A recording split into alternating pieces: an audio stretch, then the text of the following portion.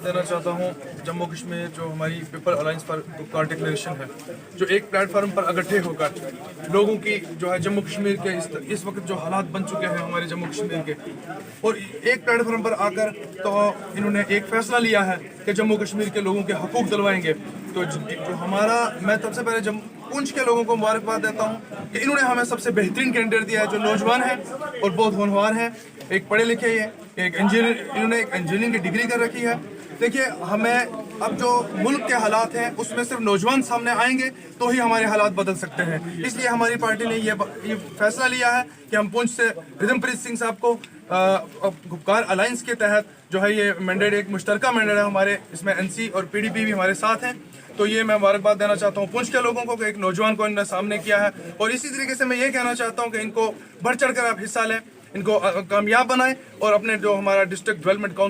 Councillor बनाकर सामने तरक्याती काम भी हमारे होंगे। इसके अलावा जो हमारा गुपकार अलायंस का एक एजेंडा है 370 को लेकर, मैटर सब जुडिस भी है, और ये जो बात कर रहे हैं उसमें हमारी पार्टी, मैं ये वाज़िया कर देना चाहता हूँ कि हमारी पार्टी जो है वो एक पिटिशनर है सुप्रीम कोर्ट ऑफ इंडिया में, और उसमें हम लीडिंग पिटिशनर्स हैं। तो इसलिए हम चाहते हैं कि हम लीगल बैटल भी कर रहे हैं और पॉलिटिकल बैटल भी करेंगे। मैं इसी के साथ ये पुंछ के लोगों को मुबारकबाद भी देना चाहता हूँ और ये कहना चाहता हूँ कि आप रिदमप्रीत सिंह को कामयाब बनाएं। लाइन बनी है, उसके बाद जो आज मैंने नॉमिनेशन फाइल की है, जिसमें पीडीपी के सीनियर इंचार्ज बांडे साहब, खाकी साहब, उसके बाद हमारे पार्टी के स्टेट सेक्रेटरी एडवोकेट अशफाक साहब, उर्मी साहब पीडीपी के लीडर, उसके नेशनल कॉन्फ्रेंस के हमारे बशीर साहब, इन सब का मैं बहुत बहुत शुक्रिया करता हूँ। और साथ में मैं अपने लोगों को ये बताना चाहता हूँ, ये पहली बार हो रहा है कि हम सब एक प्लेटफॉर्म में हैं, नहीं तो यहाँ पे जात पात, ये हिंदू है, ये सरदार है, ये गुज्जर है, ये कश्मीरी है, इससे हट के मुझे मैंडेट मिला है। मैं ऊपर अपने हाई कमांड का बहुत शुक्रिया अदा करता हूँ। साथ में मैं इम्तियाज़ साहब का शुक्रिया अदा करता हूँ, तो साथ में नॉमिनेशन भाई बशीर साहब का, अपना एडवोकेट अशफाक साहब का जो रजौरी से है। सर, आपसे एक चीज़ जानना चाहेंगे, जिस तरह से बाकी पार्टियां इस समय 370 को लेकर चल रही हैं, तो क्या आपकी पार्टी भी 370 मुद्दा लेकर चल रही है? जो हमारा गुपकार का अलायंस में जो हमारा है कि उसको वापस रिस्टोर किया जाना चाहिए, हमें स्टेटहुड मिलना चाहिए, हम उस पर स्टैंड करते हैं। वो हमारा एक हक है, बेसिक हक है हमारा। आज की डेट में ना हम ज़मीन के मालिकान हैं, हमारा साथ वाला का नहीं पता वो ज़मीन किसकी है, पहले मालिक थे, आज के अपने घर का नहीं पता, कल उस पर कौन दावा कर सकता है। मैं इसी के साथ इम्तियाज़ साहब को ये बोलूँगा, कौन बात बोले। बनी है गुपकार अलायंस, उसके मुश्तरका कैंडिडेट हैं, जिसमें national conference, PDP, people's movement और दूसरी काफ़ी पार्टियां जो रियासत जम्मू कश्मीर की हैं, लगभग सभी पार्टियां एक होकर इलेक्शन लड़ रहे हैं। इस आपको जैसे मालूम ही है कि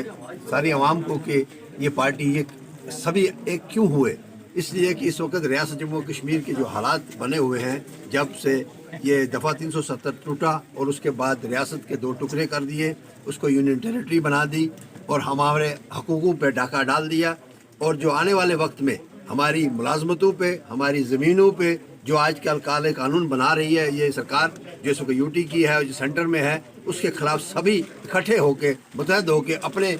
बच्चों के मुस्तकबिल रोशन के लिए आज इकट्ठे हुए हैं। ये नहीं चाहते कि हमारे बच्चों का मुस्तकबिल जो आने वाले वक्त में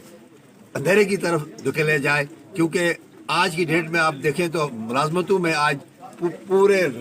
मुल्क के जितने भी पढ़े लिखे नौजवान जो हैं वो अप्लाई कर रहे हैं और उनको नौकरियां मिल रही हैं। इस वक्त हमारा हक जो है वो छीना जा रहा है। हमारे लोग जो यहाँ के पढ़े लिखे नौजवान हैं वो उन लोगों का मुकाबला नहीं कर सकते, कंपटीशन नहीं कर सकते, जो बड़े बड़े एलिट कॉलेजेस में, बड़े बड़े स्कूलों में पढ़ के आते हैं। हमारा गरीब किसान का बच्चा या मजदूर का बच्चा वो पढ़ के मुश्किल 3rd क्लास या 2nd डिवीजन में पास होता है, वो कहाँ उन पोजीशन होल्डर वालों के साथ मुकाबला कर पाएगा। ये आरटी यहाँ पे स्कीम थी जिसमें हमारे देहात के बच्चे लगे थे नौकरियों में, आज वो ख़त्म कर दी। डेली वेजेस लगे थे वो ख़त्म कर दी, और भी कितनी मुलाजमतें जो मिल रही थी हमारे लोकल लोगों को इस बेस पे कि ये यहाँ का लोकल है, स्कूल चलाएगा, बच्चों को पढ़ाएगा, अपनी रोजी रोटी भी कमाएगा, वो सब चीज़ों पे इन्होंने डाका डाल के इन्होंने अपना ही एक नया सिलसिला शुरू कर दिया, जिस सिलसिले को हम खत्म करने के लिए इकट्ठे उन्हें बाहर निकाल दिए हैं। दफ़ा 370 को तो तोड़ नहीं सकते, क्योंकि दफ़ा 370 एक आइन का एक हिस्सा है। हम आइन से बाहर कुछ नहीं मांग रहे हैं।